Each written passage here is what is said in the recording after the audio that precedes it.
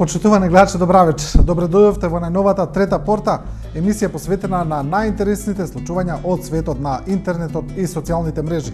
А на социјалните мрежи оваа недела најинтересна случка беше референдумот за излегување на Велика Британија од Европската Унија или популарниот Брекзит, термин кој ќе го употребуваме во текот на целата емисија. За оние кои не знаат тоа значи, ќе го повториме пак. За ова имаше многу реакции, значи пред се на социјалните мрежи, на Facebook, на Twitter, се пишуваше многу за тоа што ќе значи тоа за Британија, што ќе значи тоа за Европа, но и какви импликации ќе има и за Македонија. Почнуваме со Светлана Јовановска, новинар кој ги следи надворешно политичките настани, која сега пишува за Брекзит. Тоа е една вест во која европски парламентарци кажале дека после излегувањето на Британија од Европската Унија, англискиот нема веќе да биде официјален јазик на Унијата. Па Јовановска пишува: учете германски и француски, ќе затребаат Брекзит. И тука ќе видиме дел од коментарите. Еве, пишуваат дел од корисниците: интересно, ама сепак не верувам. Па одговараат: се ќе направат за да им се одмаздат. Има и такви коментари кои што велат нема да мора да кршат јазици. Па, бидејќи целата работа веќе оди на хумор, еден вели: а српска језика, нов проект на владата. Тука повторно се враќа она случка со министерката за култура Елизабета Канчевска-Милевска, која зборуваше на српски јазик. Одиме со коментарите на Facebook, продолжуваме. Илија Сиков пишува на Facebook: колку е важно да се размисли пред да се донесе некоја одлука. Повеќе од 2 милиони англичани покренуваат постапка за нов референдум за одвојување од Европа, и тоа е испровоцирани од лагите пласирани од популистите. Во тоа време Европската Унија назначува преговарач за процесот на раздвојување на Велика Британија од Европската Унија уште од вторник. Ништо не е исто како вчера, а довербата е нарушена. Затоа е многу важно да се размисли пред да се даде гласот. Популизмот е краткорочна инвестиција. Е, тука еден коментар кој вели: затоа народот на 9 изборни циклуси според паметно размислува пред да го даде гласот. Значи, веднаш на оние вести кои се однесуваат и на надворешно политички теми, на Брекзит, веднаш се дава конотација на домашната политичка сцена и тука се коментира, веднаш има спротивни ставови, и тоа е случај, речиси, со сите вести кои се преработуваат подоцна на социјалните мрежи. Одиме со друг Facebook корисник Александар Спасов, пишува на својот профил: зошто Британија нема да ја напушти Европската Унија? Гледано од аспект на реал политичката аргументација, веќе повеќе од 2 века Британија има единствена надворешно политичка стратегија на континентот. Никогаш да не дозволи ниту една држава да доминира на континентот, односно секогаш да се сојузува со послабиот, за да биде тегот на вагата на рамнотежата на силите. Така беа со Прусија, Австрија и Русија против Наполеон и Франција, со Франција и Русија против Германија, со Франција и Германија против Русија. Ако сега заминат, ќе го прекршат својот вековен завет. Со Русија, која одамна е само регионален играч, плюс и опасен дестабилизатор на Источна Европа, Франција со ослабната економија, јасно е која држава во Европската Унија ќе остане единствен релевантен фактор. А тоа никако не би им се допаднало на стратезите на островот. Затоа, единствено Европската Унија е гаранција за мирот и благосостојбата во Европа.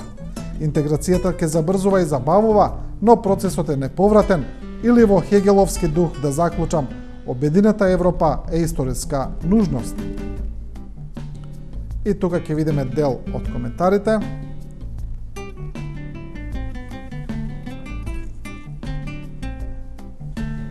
Само што денеска не одлучуваат само стратезите на островот, туку сите граѓани, и оние што се занимаваат со политика и историја, и оние што не. Така да ништо не е сигурно.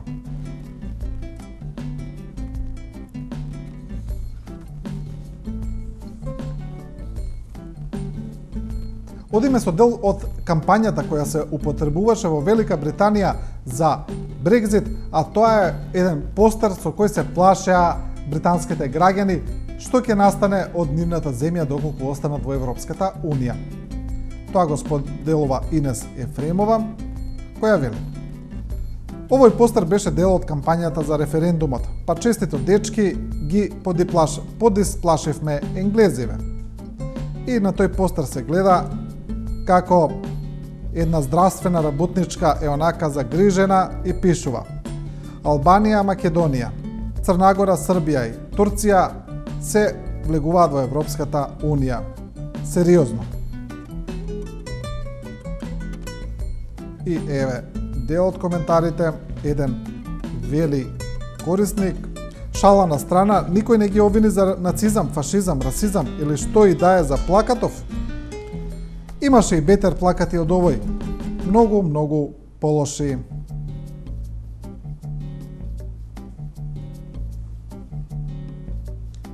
Владо Апостолов, новинар со еден статус, се обраќа и на својата колешка Мирка Велиновска, која мора да се каже во незините стратегии и во незините анализи стратешки предупредуваше дека според неа Европската Унија ќе се распадне, па сега за тоа пишува Владо Апостолов. Тој вели: не твитам за Брекзит, чекам Мирка се да ни објасни. И Facebook блокот ќе го завршуваме со уште еден новинар, тој е Владко Чаловски, кој пишувал за феноменот кој се случи на Брекзит, а тоа е за начинот на кој гласаа старосните групи. Имено за Брекзит повеќе гласаа повозрастните англичани или граѓани на Велика Британија, додека помладите гласаа Велика Британија да остане во Европската Унија. Чаловски вели: Брекзит има и една помалку болна вест. Лондончани гласаа да се остане, место со најмногу мигранти, за разлика од градови каде што нема мигранти, а гласаа да се оди. И младата популација која исто така гласаше да се остане, прифаќа различности и сака отвореност, и за разлика од старците сакаат да бидат во Европската Унија. Читај отворен модерен свет. Тоа го пишува Владко Чаловски. И сега продолжуваме со една колумна на Коста Стојменовски, кој пишува исто така за овој феномен, за гласањето на младата популација која сака да остане во Европската Унија. Колумната на Стојменовски е насловена: Британија е како неверна жена.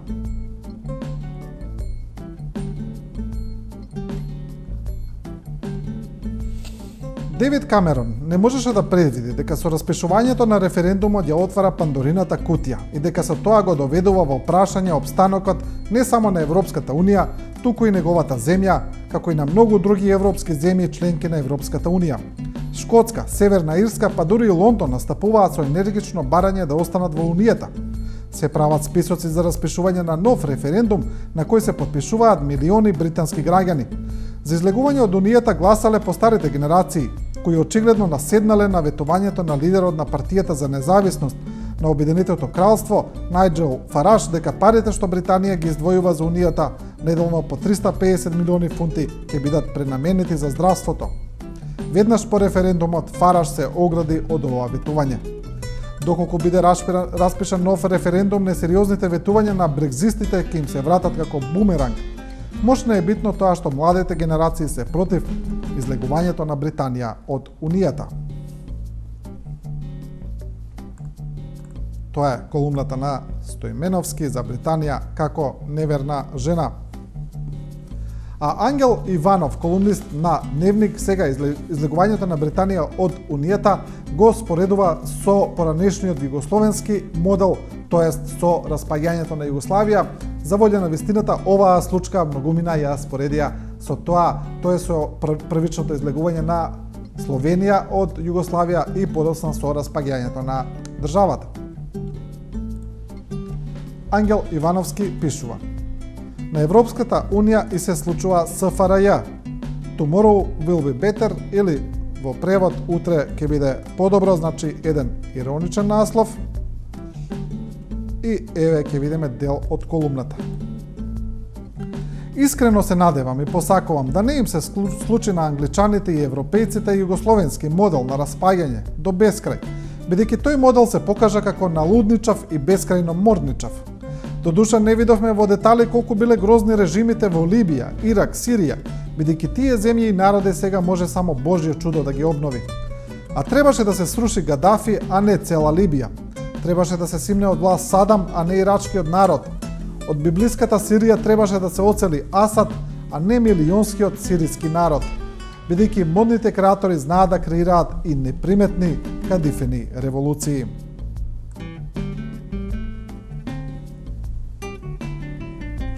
Ете, тоа е таа колумна која оди на сметка и на Британија, како што може да се примети низ овие редови. Продолжуваме уште со неколку реакции за Брекзит, а овие реакции веќе одат во една хумористична насока, значи нешто што константно се случува на социјалните мрежи, секогаш и на интернет просторот, кога има ваков настан, значи секогаш има една иронична, цинична димензија на сите случувања.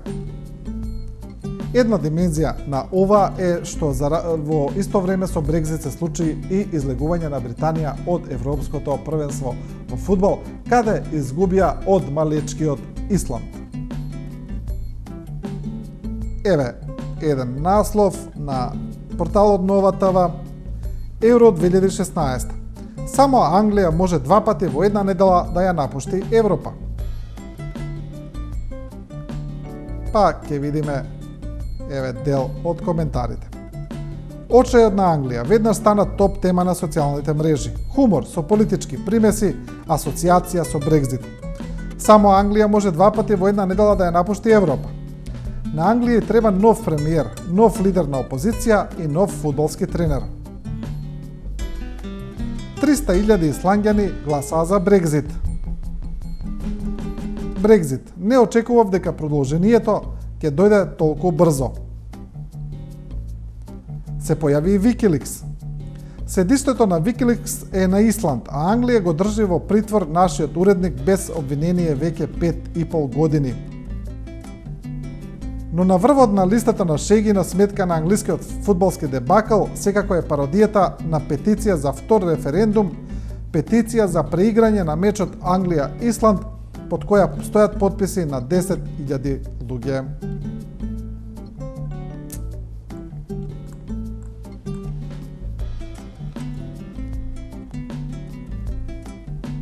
Ете, како веднаш во една недела се поврзаа и Брекзит и фудбалот и одиме со Коза Ностра, која сега напиша една паравест која се однесува на Брекзит, но се однесува и на влегувањето на Република Македонија во Европската Унија. Коза Ностра пишува: Европската Унија ја кани Македонија на местото на Британија. Шокот од неуспешниот референдум за излез на Велика Британија од Европската Унија се уште трае, но европските лидери брзаат кон изнаоѓање на решение кој ќе ги намали последиците и ќе спречи на тамошни поделби во Унијата. Со таа цел, Европската комисија ќе упати покана до Македонија за што побрз прием во Европската Унија. Сметаме дека Република Македонија како најбрзо растечка економија во Европа, како земја со најмногу инвестиции по глава на жител и земја со рекордно ниска невработеност и најдобра замена за силната британска економија која не напушта. Економски гледано, речиси и да не постојат разлики помеѓу Британија и Македонија, информираат извори од Европската комисија, додавајќи дека поканата ќе биде испратена во понеделник. Тоа е Коза Ностра. И сега за оние кои можеби во понеделник ќе очекуваат покана од Европската Унија, да кажам дека секако се работи за паравест измислена, поврзана со Брекзит и со сето она што се случува и се реферува во Македонија.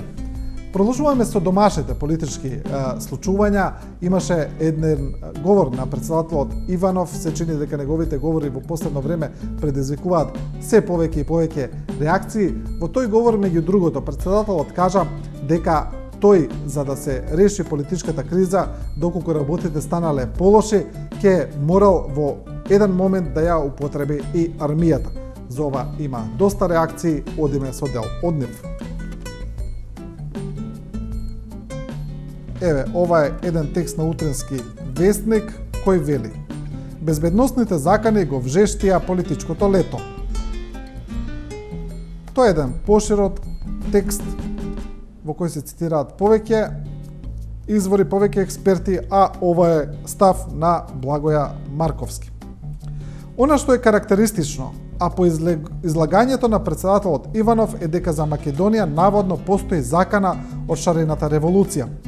Така мислам на шарената револуција го искажува својот став против криминогените активности на власта и се залага за развој на демократските процеси во државата, а што пак не е во спротивност со стратешките цели на граѓаните, појаснува Марковски и вели: оттука ниту има потреба од ангажирање на армиските структури, ниту постои опасност која би довела до доведување на војна, вонредна или кризна состојба на целата територија на државата.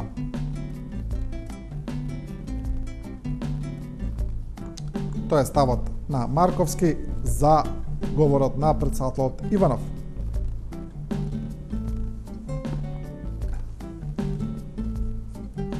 Сега сме приморани повторно да одиме со Коза Ностра.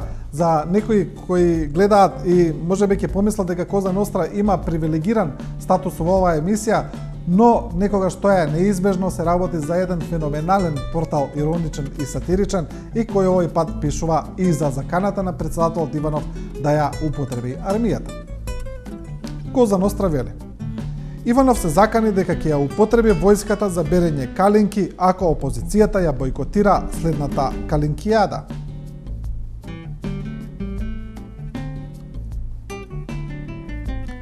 Претседателот Ѓорѓе Иванов и неговата сопруга Маја се заканија дека ќе ја употребат армијата за берење калинки во Воландовско, доколку македонците од овој крај по налог на опозицијата продолжат да се иселуваат во Италија и нема кој да ги собере калинките. Тој стравува дека опозицијата планира да ја бойкотира следната калинкијада. За претседателот и неговата сопруга, калинката како овош е символ на сплотеност и заедништво. Калинката ме асоцира на понуда на брак. Мојот сопруг ми предложи брак со калинка и со зборовите како што се сплотени зрната во калинката, така да бидеме сплотени ние цел живот. И еве, пред 2 дена наполнивме 23 години и ова формула со калинката е испробана. Затоа нема да се двоумиме да ја употребиме армијата за да го спасиме бракот, односно, државата, рече Маја Иванова.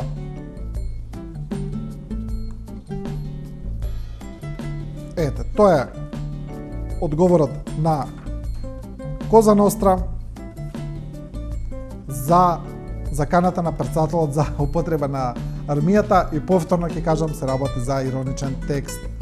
Одиме сега со Ненад Јовановиќ, кој пишува за сите политички случувања, а Јовановиќ пишува и за, како што вели, груевизмот. Насловот е: така млада, а така мртва нација.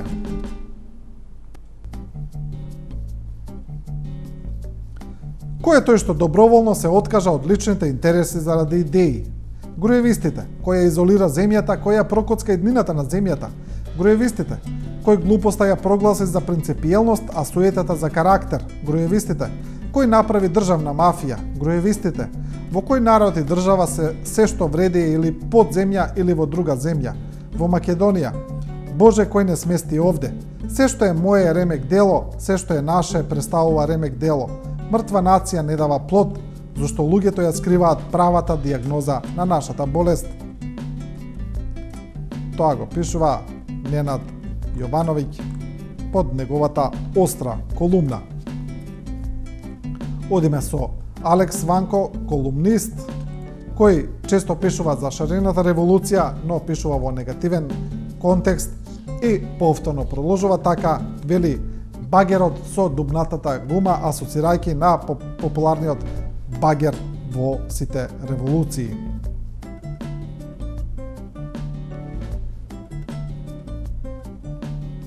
Еве, ќе видиме дел од колумната, само да видиме од каде да видиме. Еве тука. Низ. Добро што на багерот му се дупна гумата, па добар дел од луѓето со 2 и повеќе мозочни клетки можеа јасно да ја согледаат импотенцијата на своите идеолошки револуционерни вождови. И кој почна да пакува куфер за на одмор, кој купуваше пиво и пуканки за да ја следи кампањата на британците за нивната историска одлука да останат во Европската Унија, главно тензијата попушти. Шарените соочени со собствената немоќ очекуваа барем да се израдуваат на неуспехот на Брекзит, кампањата и колку толку да ги залечат револуционерните рани од домашниот терен. Но неволјата никогаш не патува сама. На сланите, неписмените, небањати, стари селани со еден збор на глупавиот дел од британската популација, гумата на неговиот багер не се дупна и во раните утрински часови минатиот петок британците на демократски начин преку референдум решија да се збогуваат со Европската Унија.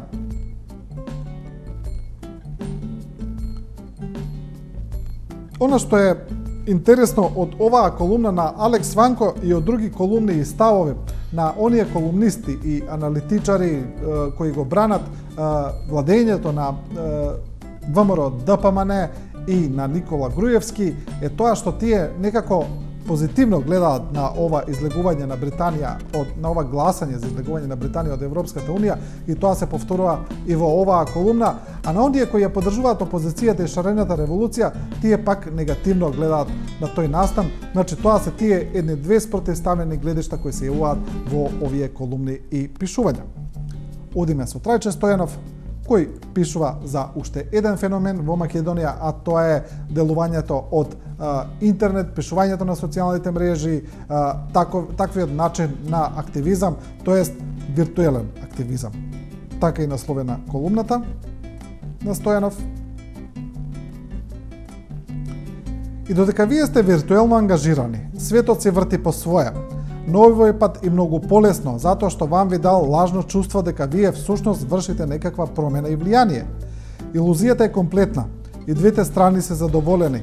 Капиталот и светските хегемони се тоа што ви создале вам илузорно чувство на моќ, а себе си ја засилиле собствената реална нафтена и монетарна моќ. А не треба многу, драги мои. Доволно е да се откажеме од нашите големи амбиции да го промениме светот, да запреме барем за миг со нашиот ангажман во наводници и да почнеме да живееме едноставно секојдневно и старомодно.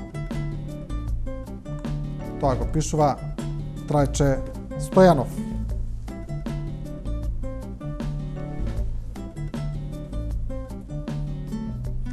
И емисијата сега ќе завршиме со уште неколку содржини кои се однесуваат на домашната политичка ситуација, на политичката криза и на сите оние импликации и работи кои произлегуваат од неа.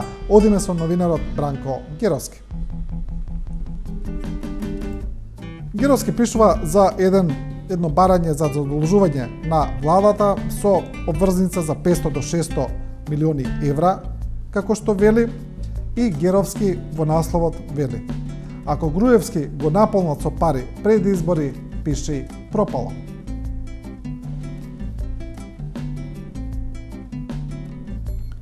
Ако владата на Емил Димитриев, со која неформална оценка се уште командува Никола Груевски, успее да добие толкави пари за нова обврзница, ВМРО ДПМН до крајот на годинава ќе успее да уфрли најмалку 300 милиони евра за корумпирање на избирачите. Со тие пари фирерот ќе успее да го оствари ветувањето што им го даде на југендите, победа на следните избори, кога и да бидат тие. И второ, Македонија во овој момент нема техничка влада, а тоа значи дека опозицијата нема формален инструмент да го спречи новото драматично задолжување на земјата. Уште повеќе, страхувам дека под условите под кои Груевски ќе побара нови кредити, нема банка што нема да посака да му даде што повеќе пари. Знам јас дека во круговите што гравитираат околу Бихачка ќе се најдат будалетинки кои тогаш ќе вреват дека сето тоа било скандалозно и шокантно и ќе распалат со плуканици по талибанците, ама тоа фајден нема. Ако Груевски ги лапне парите, пиши пропало.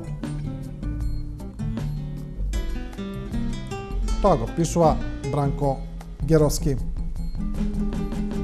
Продолжуваме со уште еден новинар, тоа е Билјана Секуловска, која пишува колумна на порталот Нова ТВ и која вели дека прашува и анализира дали моќта на Никола Груевски е иста од пред 5 години или таа е намалена. Насловот на колумната е Сјајот на Груевски во глувата доба на ноќта. Колку е муќен Груевски и воопшто груевизмот, неговото најсилно оружје се уште е пропагандата, но е далеко од сјајните 9 години кога целиот медиумски простор беше киднапиран и кога се започна со величенствената 2011. Неговиот најмудар потек, полега не скокајте, подоцна следи објаснувањето за таа така наречена мудрост, во целиот овој период од владењето за замолчување на јавноста беше затворањето на А1, потоа на весниците Шпиц, Време и КХР. Видете, моќта на Велија Рамковски не беше само во медиумите. Крстот на сопствената харизма, не само политичка, Рамковски мораше да ја плати. Па добро, мораше низ тоа задоволство да поминам, сега се сеќава Груевски на тие, тоа се тие само неосамени денови кога четите тенкови и специјалци го окупираа медиумот. Како вели тој, додека цупка со прстите по масата на Емил Димитриев, поминувајќи на брзина низ сликите кои ги врамил, понекогаш скриени во првата фиока која ќе дојде некој странец, а тие ретко навратуваат, мораше да се пристапи и кон таа операција да биде ставен Рамковски во затвор со неговото дете, како поинако би уништиле некој човек. Тоа е таа колумна на Билјана Секуловска. И емисијата ќе завршиме со уште една колумна која се однесува на изборот на нов ректор на Универзитетот Кирил и Методи. Се разбира дека тој избор, како и се друго во држава, помина скандалозно. Имено на него гласаа представници на студентското здружение кои нема се уште продолжен мандат. Тие беа обвинети од страна на студентскиот пленум дека се нелегитимни и во целиот тој начин на избор беше избор нов ректор. Насловот е Автономија како кула од карти, нов ректор, стари студентски маки. Се работи за текст објавен на порталот Фактор. И покрај сите укажувања на студентите дека оние представници од студентскиот парламент кои присуствуваат и гласаат во раководните тела на универзитетот, вклучително и универзитетскиот сенат, немаат мандат за тоа, сепак беше дозволено истите да гласаат за избор на ректор.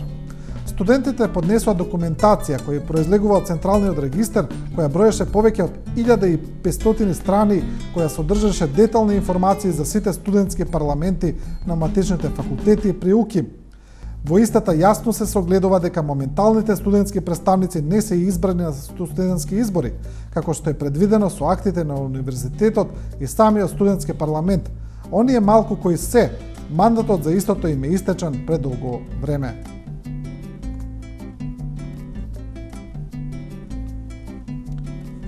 Тоа е тој текст за автономијата на универзитетот која се урива како кула од карти.